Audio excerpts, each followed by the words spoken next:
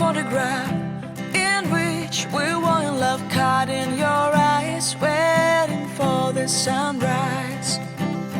Bonjour à tous, j'espère que vous allez bien. On se retrouve aujourd'hui pour une nouvelle vidéo dont on va parler des études au Canada, partie 4. Via la vidéo, j'ai décidé de répondre à la questions TERCOM concernant les études au Canada, primaire ou secondaire. Donc hier, j'ai posté un statut sur le groupe de l'immigration sur Facebook et j'ai reçu quelques questions. J'ai déjà répondu, mais j'aimerais bien de partager les réponses avec vous sur YouTube parce qu'il y a des questions qui se répètent, donc pour éviter ça. Donc hier, j'ai précisé que c'est juste pour secondaire ou primaire, mais j'ai quand même reçu quelques questions dans les procédures ou... Donc moi je peux pas vous répondre parce que j'ai vraiment aucune idée. Donc la première question est quand est-ce qu'on commence l'apprentissage de l'anglais aux écoles francophones? Les écoles francophones, l'apprentissage de l'anglais est dans la première année primaire. Première année primaire, le premier cours de l'anglais. Donc la deuxième question c'est une fois là-bas, est-ce que nos enfants vont subir des tests pour évaluer leur niveau ou bien ils vont être tous mis dans la même classe, dite classe d'adaptation? J'ai déjà parlé de ce sujet, un test de français ou de maths une fois arrivé ici, la première vidéo sur YouTube. Mais non, les enfants راح يديروا un test في المات ou français. إذا الفرنسي تاعهم مليح راح يفوتوا directement la classe régulière. إذا non راح يفوتوا la classe d'accueil, فوتوا عام. Après راح يفوتوا directement la classe régulière, automatiquement. La troisième question c'est comment inscrire ma fille dans une garderie? Elle aura 5 ans, Inch'Allah. Pour la garderie, c'est très simple, par téléphone. Tu vas appeler la garderie, tu vas prendre un rendez-vous et ta fille elle va être inscrite, tout simplement. La quatrième question c'est concernant première année primaire là-bas, pour les inscriptions, comment faire pour les nouveaux arrivants? Tu vas prendre un rendez-vous avec la commission scolaire. Tu vas prendre un rendez-vous, ils vont demander à ton fils de dessiner pour voir ses capacités.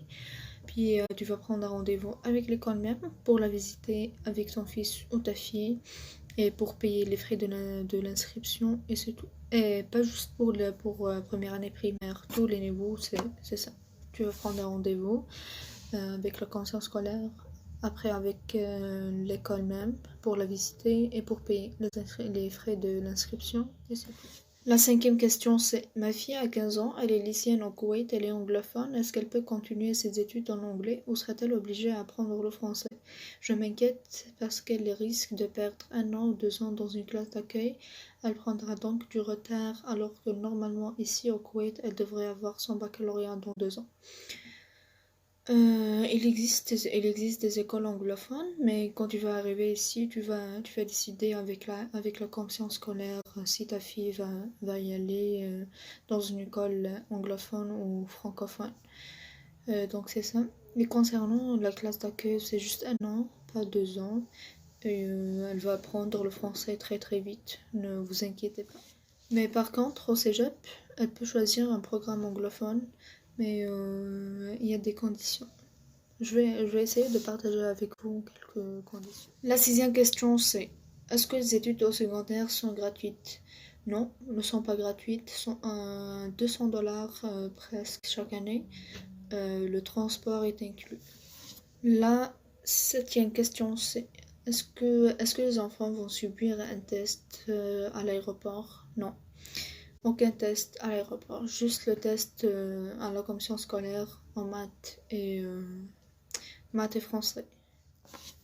La huitième question c'est est-ce que les garderies sont gratuites? Non, ne sont pas gratuites. Je sais pas c'était combien, mais elles ne sont pas gratuites. La neuvième question c'est est-ce que les enfants vont faire un test au début et est-ce qu'il est difficile? Non. Elle n'est pas difficile. Ils vont faire un test en maths et en français. Elle est pas difficile du tout. La dixième question et la dernière. Est-ce qu'il y a du bac comme en Algérie? Non, il n'y a pas de bac. Il y a juste primaire. 6 ans primaire, 5 ans secondaire, automatiquement 2 ans ou 3 ans cégep et peut-être l'université, selon ton programme. Et c'est ça pour la vidéo d'aujourd'hui. C'est juste la partie 1, je vais faire une deuxième vidéo pour la partie 2 des questions. Donc si vous avez d'autres questions, n'hésitez pas à me contacter ou laissez-moi vos questions en commentaire. Et si vous voulez que je partage avec vous d'autres sujets, n'hésitez pas à m'écrire en commentaire.